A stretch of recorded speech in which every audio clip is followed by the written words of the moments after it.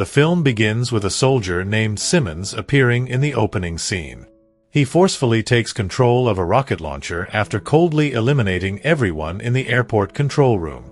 With calculated precision, he fires the rocket, killing his intended targets who had just stepped off the plane. Meanwhile, down below on the tarmac, a man silently watches in shock as the entire event unfolds before his eyes. It is soon revealed that Simmons works for a powerful and ruthless man named Wynn. Wynn is later shown having a private conversation with a clown. However, this is no ordinary clown. It is, in truth, a demonic entity sent directly by the devil himself. The demon's mission is to spread chaos and atrocities across the world by manipulating individuals with darkness in their hearts, all while advancing the devil's grand scheme. During their meeting, the clown pointedly asks Wynn about the biochemical weapons he had previously requested him to develop. Wynn replies that the project is still incomplete and that he needs more time. The clown, speaking with a sinister grin, responds, "All right, I'll give you a little extra time, but I also require Simmons for my own purposes." The following day, Simmons visits Wynn's office, accompanied by his colleague who also happens to be his closest friend. In a tense moment, Simmons tells Wynn that he intends to resign from his duties. Wynn, unfazed, says he will grant the request but only after one final mission. This last assignment is to destroy a biochemical plant at a designated location, as its contents are illegal and contain a deadly virus. Reluctantly, Simmons agrees to carry out the mission. Upon arriving at the target site, Simmons is surprised to discover that explosives have already been rigged to the biochemical containers. Without warning, Wynn emerges from the shadows and reveals the truth. This operation is not about destruction, but rather an experiment to measure the virus's resilience and potential for mass devastation. Outraged, Simmons declares that he will not stand by and allow innocent people to be sacrificed. He raises his weapon toward Wynn, but before he can act, Wynn's associate shoots him in the leg. In a brutal act of betrayal, they drench him in fuel, and Wynn personally sets him ablaze. Moments later, a massive explosion tears through the facility. Simmons is next shown awakening in a dimly lit church, his body charred and disfigured. Standing ominously in front of him is the same clown, who vanishes without explanation. As Simmons descends from the church loft, he encounters a mysterious man accompanied by a small group of strangers. The man explains that this abandoned place serves as a refuge where the homeless can survive away from the dangers of the streets. Simmons, uninterested, brushes past and makes his way toward his former home. His memory of events following the explosion is a complete void, and he believes the incident occurred only recently. In truth, Simmons had died in the blast, and 5 years later, the devil resurrected him on Earth as a demon, though Simmons remains unaware of his grim reality. When he finally arrives home, Simmons sees a birthday party in full swing. He is stunned to discover that his wife is now married to his best friend. From a distance, their young daughter notices Simmons crouching in the bushes and innocently offers him a piece of candy.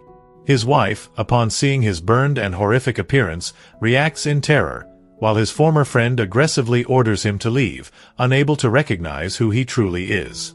The clown, now dressed to entertain the children at the party, slyly escorts Simmons back to the church. Overwhelmed by agony as his body feels as though it is constantly burning, Simmons begs to be taken to a hospital. The clown, grinning with malicious delight, tells him the horrifying truth. Simmons died 5 years ago and struck a bargain with the devil in hell. His new purpose is to lead the devil's army on Earth and exact revenge on Wynn.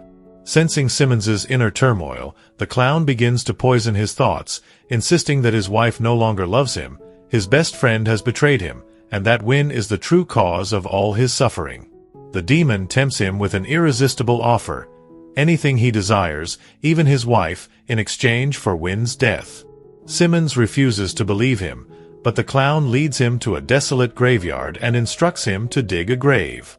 Inside the coffin, Simmons finds a locket containing a cherished photograph of him and his wife, flooding him with emotion, while the clown stands nearby, laughing mockingly at his pain. Seeing the object, Simmons became deeply sentimental, his thoughts briefly drifting to the fragments of his past. However, the clown only sneered and mocked his emotions with cruel amusement. Consumed by an overwhelming rage, Simmons longed to strike him down, but he could not move a single inch, his body gripped by relentless waves of pain. Then, in an instant, sharp spikes burst forth from every part of Simmons' body, and his entire form became completely encased in a dark, menacing suit of protective armor. Uttering an incantation of strange, mystical words, the clown triumphantly declared that Simmons was now Spawn, the newly anointed leader of the Devil's army. Simmons placed the locket firmly on his chest, and the armor responded by enveloping him entirely, locking into place like a second skin.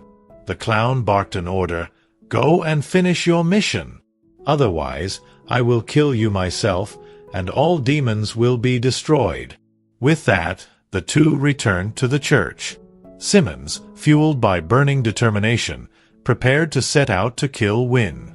But before he could leave, a mysterious man, one he had encountered earlier, stepped directly into his path, blocking his way. The man spoke with a low, steady voice. "Do you know who I am? I am also a Spawn, 5 centuries old." Simmons gave him no reply, brushed past him, and continued on his way. Reaching the central headquarters, Simmons infiltrated the building and slipped into a heavily guarded military weapons factory. Without hesitation, he slaughtered the guards, leaving no survivors, and seized a deadly cache of advanced weaponry. Meanwhile, in another part of the city, Wynn revealed his grand plan to his trusted associate. He had developed a specialized vaccine derived from a lethal virus in his possession. Once unleashed across the earth, the virus would infect millions, but only those who obeyed him without question would be granted the antidote. Through this ruthless scheme, Wynn intended to bend the entire world to his will. At that moment, Simmons' former friend came to speak with Wynn, warning him in urgent tones that the lives of Simmons' wife and daughter were in grave danger. Wynn responded with arrogant defiance, proclaiming that he would run the agency exactly as he pleased, regardless of the consequences. The two men then attended a lavish party together.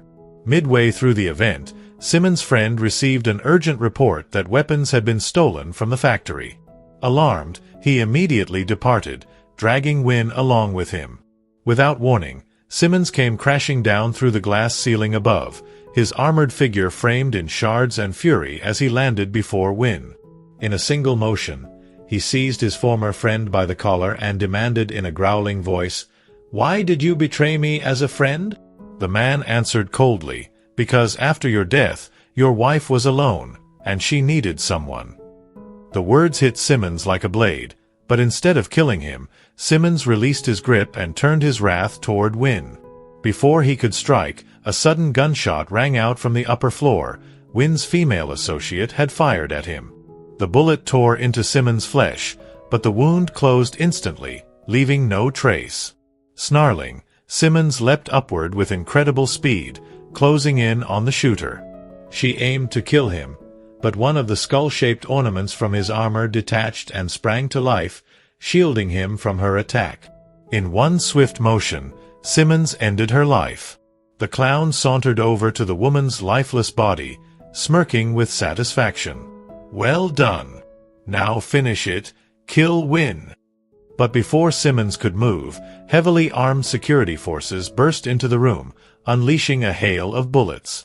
As Simmons was shoved toward the shattered window, four razor-edged chains whipped out from his armor, latching onto the walls and pulling him back to safety. His hand shifted and reshaped into a clawed appendage, allowing him to climb the structure like a predator. Concealing himself behind a pillar, his form shimmered and morphed until he became nearly invisible. Then fate betrayed him. A loose piece of stone broke free and fell, clattering loudly against the floor. The noise drew the police's attention, and they opened fire in a wild, panicked barrage. Simmons staggered on the edge, almost plummeting into the street below, but with a surge of power he propelled himself skyward, flying back toward the safety of the church. Elsewhere, the clown was whispering poisonous counsel into Wynn's ear. He told Wynn there was only one sure way to protect himself from Simmons: implant a device directly into his heart. The device would be wired to a biochemical virus bomb. If Wynn's heart stopped beating for even a single second, the bomb would detonate and unleash catastrophic destruction. Far below the mortal realm, in the blazing depths of hell, the devil summoned the clown and ordered him to complete his mission without further delay. But the clown resisted, claiming that as a veteran warrior who had faithfully served the devil for countless years, he, not Simmons, deserved to lead the devil's army. The devil's voice thundered in reply, "No! Wynn will die by Simmons' hand, and humanity will be wiped out by the virus. My plan will then be complete. This mission belongs to Simmons, not to you." Defiant to the end, Wynn nonetheless carried out the clown's advice. He placed himself under the knife, performing the grim surgery to implant the device within his own beating heart. Clown confronted Simmons in the church. Simmons had discovered that Clown had revealed the secret to killing him so that Simmons could lead Hell's army in the great battle between heaven and hell. However, Simmons firmly declared, "I will not train Hell's army." Hearing this, Clown grew furious and transformed into his true demonic form, Violator, one of the most dangerous and most favored warriors of the devil, and also one of the strongest. Violator had served the devil for many years. Simmons kept firing at Clown, but his attacks were useless. Clown grabbed Simmons with just one hand, releasing him only when spikes erupted from Simmons' body. Simmons fell onto the church gate, its iron bars piercing into him. Clown returned to his demonic form and threatened, "Carry out your mission. If you don't, I will kill your wife." A mysterious man, another spawn, helped Simmons down from the gate after Clown left. Simmons went to retrieve his gun from the upper part of the church, but the other spawn told him the bullets were useless. He advised Simmons to forget his revenge, choose the right path, and be a good man. He also taught Simmons how to properly use his armor. Simmons decided to go to his wife's house, leaving the guns with the other spawn. On the way, Clown attacked him with a truck. Simmons transformed his motorcycle into a form that could withstand Clown's thrown weapons. Clown spilled oil from the truck, causing Simmons to skid and fall. Clown drove the truck straight toward him, but Simmons used his power to create a barrier. The truck crashed into it and exploded. Meanwhile, Simmons' friend had learned Wynn's entire plan. Arriving at their home, Wynn took everyone hostage. Clown also arrived shortly after, and then Simmons came. Wynn stabbed Simmons' wife, who was tied up, prompting Simmons to throw Wynn across the room, breaking a door. Behind it, Simmons found his daughter and friends bound. In a fit of rage, Simmons nearly killed Wynn. But Wynn warned, "This little girl will also die from the virus if I die." Simmons then used his power to pull the device from Wynn's heart, destroy it, and spare Wynn's life. Suddenly, Simmons' wife attacked him with a knife, but it wasn't really his wife, it was Clown in disguise. Clown took Simmons' wife into the fire, which he had turned into a gateway to hell. Simmons' ally attacked Clown, but Clown quickly entered the fire. Simmons and his ally followed him into hell to battle the devil and his army. Clown nearly killed Spawn in hell, but Simmons restrained him with his armor's chains before thrusting a spike into his throat. Clown didn't die but vanished. Then the devil and his full army appeared before them. Simmons killed several demons with his strength before returning to his wife's house with his ally. As they sat down, Clown attacked Simmons from behind. Simmons instantly sprouted spikes from his head and slit Clown's throat with his armor's chain. This time, Clown truly died and was sent back to hell. Simmons' friend exposed the truth about him to the online community, leading to Wynn's arrest. Simmons gave his locket to his daughter and went to the church. He had made his decision.